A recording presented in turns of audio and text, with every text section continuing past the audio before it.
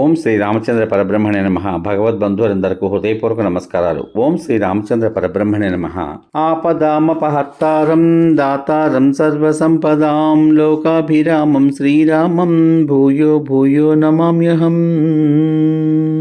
ఓం శ్రీ రామచంద్ర పరబ్రహ్మణే నమః. శ్రీ వాల్మీకి రామాయణము 4వ కాండమైన కిష్కింధాకాండము 9వ సర్గయందలి 1వ శ్లోకం నుంచి 26 శ్లోకముల యొక్క వచన భావసారాన్ని, వాలితో తనకు వైరము కలుగుటకు కారణాన్ని సుగ్రీవుడు రామునకు తెలుపుట అనే కథగా విందాం.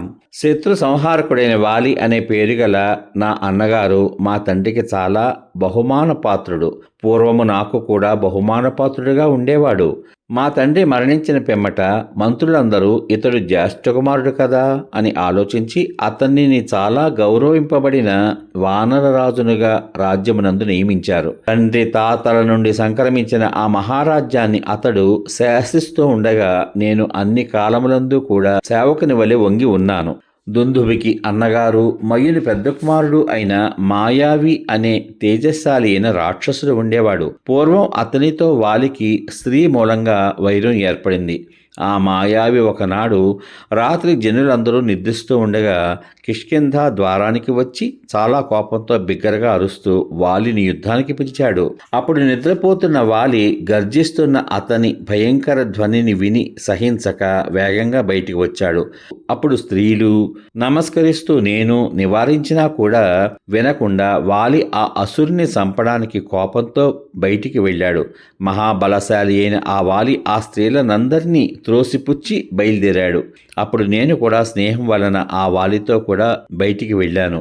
అప్పుడు ఆ అసురుడు నా సోదరుణ్ణి, దూరంగా ఉన్న నన్ను చూసి చాలా భయపడి పారిపోయాడు. అతడు భయపడి పారిపోతూ ఉండగా మేమిద్దరం కూడా శీఘ్రంగా వానిని వెంబడించాం. అప్పుడు ఉదయిస్తున్న చంద్రుడు మార్గం స్పష్టంగా కనబడేటట్లు చేశాడు. ఆ అసురుడు తృణముల చేత కప్పబడిన ప్రవేశింప శక్యంగాని గొప్పదైన భూ వివరంలోకి వేగంగా ప్రవేశించాడు. మేమిద్దరము ఆ బిలం వద్దకు చేరి నిలిచిపోయాం. అప్పుడు ఆ శత్రువు బిలంలో ప్రవేశించడం చూసి వాలి మిక్కిలి కోపించి క్షోభ చెందిన ఇంద్రియములతో నాతో ఈ విధంగా పలికాడు. సుగ్రీవుడా, నేను ఈ బిలంలో ప్రవేశించి యుద్ధమునందు శత్రువును సంహరించి తిరిగి వచ్చేంత వరకు కూడా నీవు సావధాన చిత్తుడివై ఈ బిల ద్వారం వద్దనే ఉండు అని పలికాడు. ఆ మాటలు విని నేను కూడా వస్తాను అని నేను ప్రార్థించగా వాలి అంగీకరించకుండా తన పాదాల మీద ఒట్టు పెట్టి బిలంలోకి ప్రవేశించాడు. అతడు బిలంలోకి ప్రవేశించిన పిదప కొంచెం అధికంగా 1 సంవత్సరం గడిచిపోయింది. ఆ కాలమంతా నేను బిలం ద్వారం వద్దనే నిలబడి ఉన్నాను. వాలి మరణించాడు అని ఊహించుకుంటూ స్నేహం వలన నేను భయపడుతున్నాను. వాలి కనబడకపోవడం చేత నా మనస్సు పాపాన్ని శంకించడం ప్రారంభించింది. అంతలో చాలా కాలానికి ఆ బిలం నుండి నురగతో కూడిన రక్తము బయలుదేరి రాగా చూసి నేను చాలా దుఃఖించాను. గట్టిగా అరుస్తున్న అసురుల ధ్వని కూడా నా చెవిన పడింది. నా అన్నగారు యుద్ధం చేస్తున్నట్లు కానీ అరుస్తున్నట్లు కానీ ధ్వని వినబడలేదు.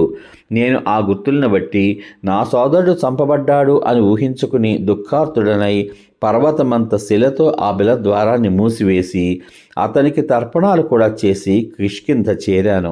నేను రహస్యంగా ఎంత దాచినా మంత్రులు ప్రయత్నించి ఆ యథార్థాన్ని తెలుసుకున్నారు. అప్పుడు ఆ మంత్రులందరూ కలిసి నా వద్దకు వచ్చి నన్ను రాజ్యాభిషిక్తం చేశారు.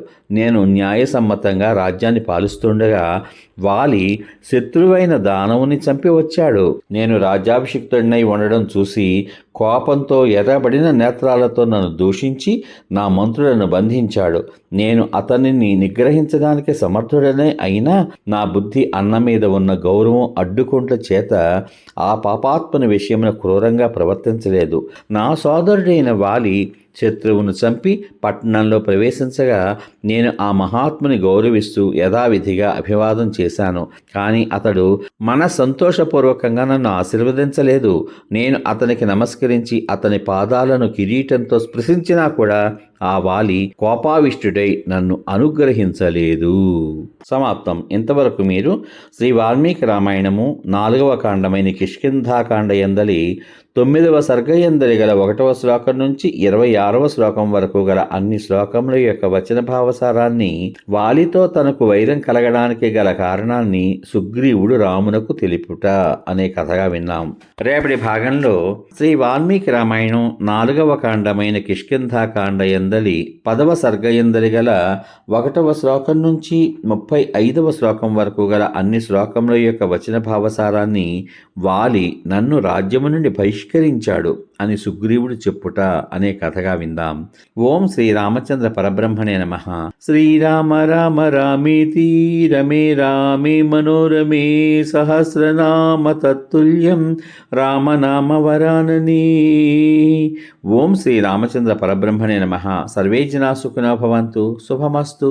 స్వస్తి.